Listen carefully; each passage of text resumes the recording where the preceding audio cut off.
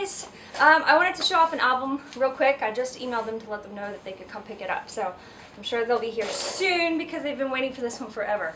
Seems like anyway. I'm sorry I'm out of breath. I've been doing so many things today. So here is their album, and I wanted to show it off mainly because of its size. This is an 11 by 14 album, which is, it's actually not the biggest one we offer.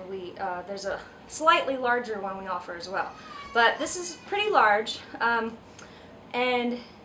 it's kind of like the size of maybe your parents' wedding album or your grandparents' wedding album, but of course it's completely different. It's much more updated. We don't have those matted pages that we used to.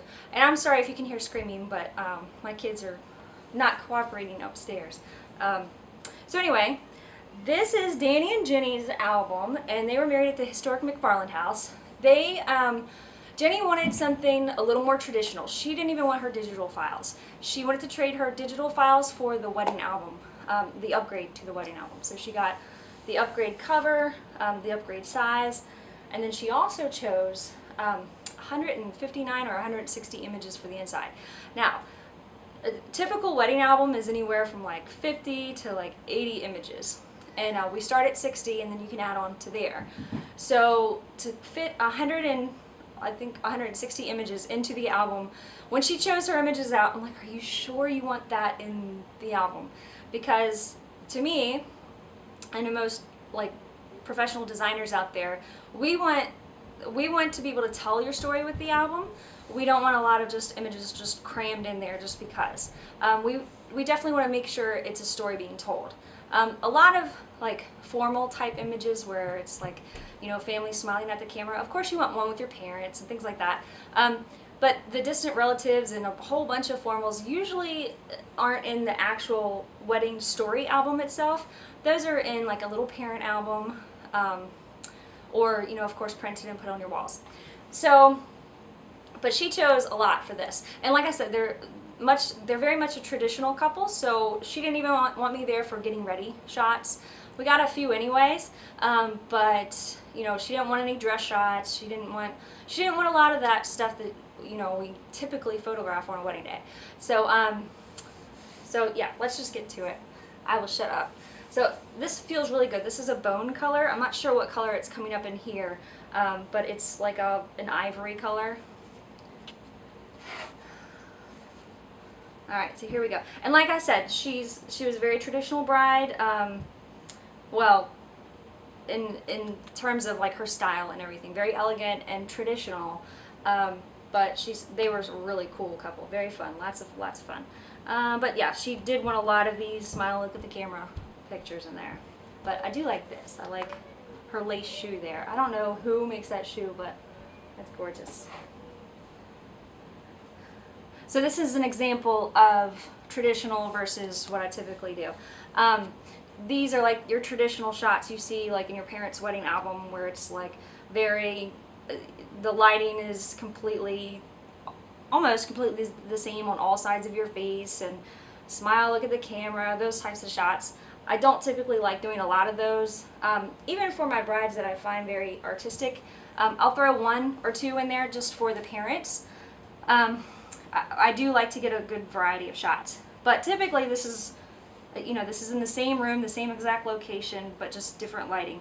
So I do a lot of this where it's the natural light. I think it's so much more prettier than these, and then a lot of dramatic lighting too. I love, even though those are completely different, I do like to incorporate both of those into a wedding day, as long as there's time, of course. But yeah, even though she definitely came to me as a traditional bride and wanting those traditional pictures, I threw some of my style in there anyways, and she ended up choosing just as many, at least for her bridal portraits, of my style than the regular traditional style.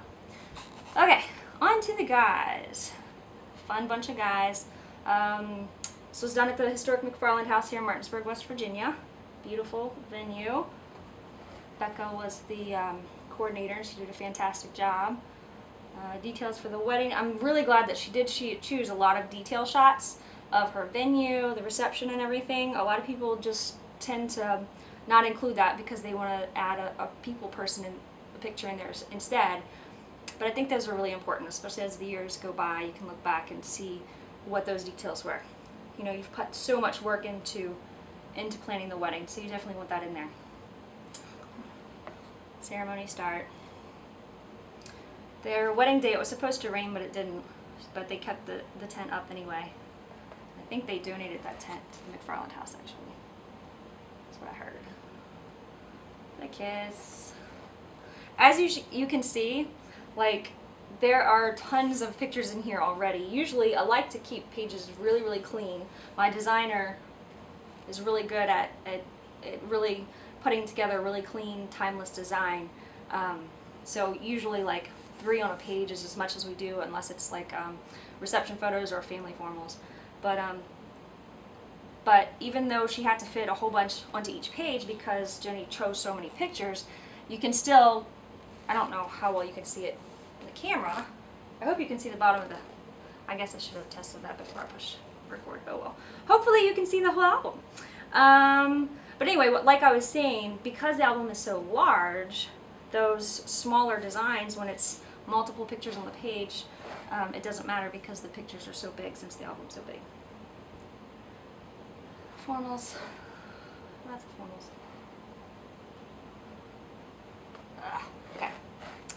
And their pictures. And they didn't want a lot of pictures of themselves. I have those brides and grooms sometimes that they just want to get to the party, and I totally understand that. Details.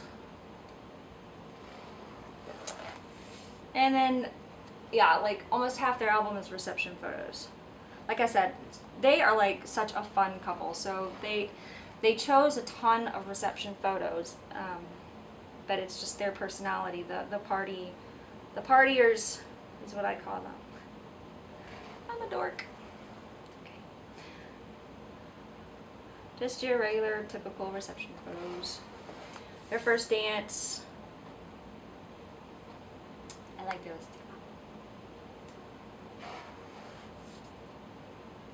But you get the idea. And even this, like for an 8x8 album, which is the base album that we have, which is probably about that tall by that wide, and that's, well, it's probably half and half between 8x8 or 10x10 inch wedding albums is mostly what we do. So even the 8x8, which is like this big, if you had this page scrunched into the 8x8, the pictures are much, much smaller.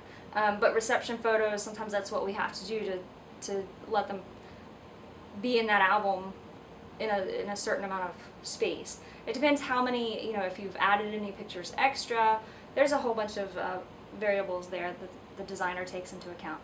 But I like this because the album is so big, it doesn't matter really how many pictures you have on that page, they're still big enough to see really well. And their candy bar in the back of the McFarland house. I love it back there. The last wedding we did, they didn't have the lights on back there. And so nobody was hanging out back there, and I thought it was a shame, so I had John crawl back and turn the lights on. I hope we don't get in trouble for that, but it's so much prettier with the lights on. And when you know, like, once those lights are on, a lot of people hung out outside, and it was just a really chill feeling back there. And then their sparkler shot, and they wanted their car shot in there. So they own a car dealership, so that was important. Okay, all right, so that's basically it. It's like 50 pounds. No, it's not really that. It's probably, I don't know, a good 15 pounds. It's pretty heavy. It's pretty substantial. Oh, let's see. Let me try to do a bicep curl. I was just kidding. Anyway, so yeah, I hope you enjoy the album, and I have others that if you want to see them in person, just let me know. They feel really good. So take care.